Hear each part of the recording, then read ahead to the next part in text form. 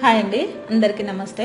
Telugu recipes for all ఛానల్లో ఈరోజు మంచి రెసిపీ అల్లం పచ్చడి ఎలా తయారు చేసుకోవాలో చూద్దామండి. ఇది నువ్వుల కాంబినేషన్తో తయారు చేస్తున్నాను. స్వీట్గా ఉంటుంది, అలాగే కొంచెం ఘాటుగా, స్వీట్గా, కొంచెం పుల్లగా చాలా బాగుంటుంది. ఇది మనకి దోశలోకి అలాగే రైస్లో కూడా ఉపయోగపడేటట్టు మనం తయారు చేసుకోవచ్చండి. ఇది ఎక్కువ శాతం ఇడ్లీలో, దోశలో ఇది వాడుతుంటాం మనం. అలా కాకుండా రైస్లో కూడా తినేటట్టుగా మనం దీన్ని తయారు చేసుకోవచ్చు.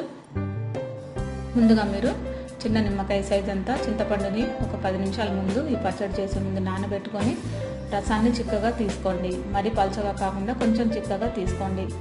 అరకప్పు చింతపండు రసానికి అరకప్పు బెల్లం తురుము తీసుకోండి.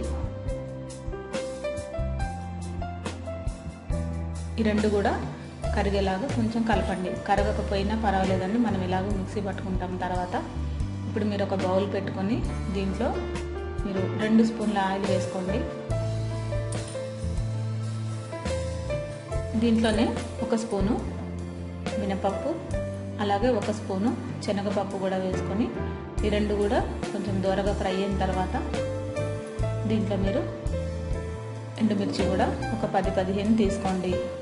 మీరు కారం ఎంత తింటారో అంత ఎండుమిర్చి వేసుకోవచ్చు. కొంచెం తగ్గించి 10 వేసుకుంటే కూడా సరిపోతుంది. ఇవన్నీ వేగిన తర్వాత జీలకర్ర ఒక 1/2 స్పూన్ వేసుకోండి దీంట్లోనే. అలాగే నువ్వులు మాత్రం ఒక 2 స్పూన్లు కానీ లేదంటే 1 స్పూన్ కానీ వేసుకోండి. 2 స్పూన్లు అయినా బాగుంటుంది. నేను 1 స్పూన్ వేసానండి పెద్ద స్పూన్తోని. ఇవన్నీ కూడా కొంచెం ఫ్రై అవ్వనివ్వండి దీంట్లోనే. ఇప్పుడు ఇది పక్కన పెట్టేసుకొని చల్లారనివ్వండి. ఆ తర్వాత మళ్ళీ 1 స్పూను ఆయిల్ వేసుకొని దీంట్లో అల్లం మనకి ఒక 100 గ్రామ్స్ తీసుకొని పొట్టు తీసి ముక్కలుగా కట్ చేసి ఫ్రెష్గా ఉన్న అల్లం తీసుకొని మీరు ఆయిల్లోనే కొంచెం ఫ్రై చేసుకోండి.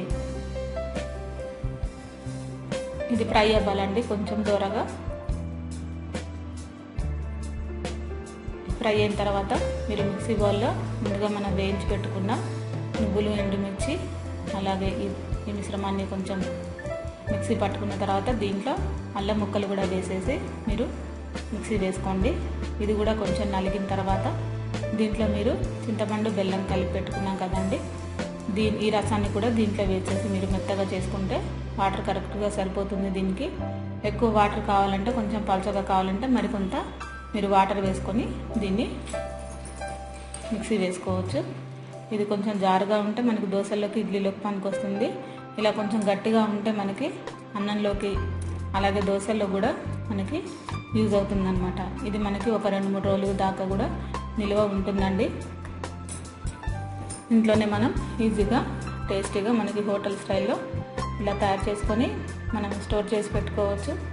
ఇడ్లీలు, దోశల్లోకి మనకు ఒక 4-5 రోజుల వరకు మనకి పనికొస్తుందండి. ఒక గాజు సీసాలు పెట్టేసి ఉంచేసుకోండి. అంతేనండి. ఈ రెసిపీ మీకు నచ్చినట్లయితే లైక్ చేయండి, షేర్ చేయండి, సబ్స్క్రైబ్ చేయండి. అందరికీ వెరీ థ్యాంక్ యూ.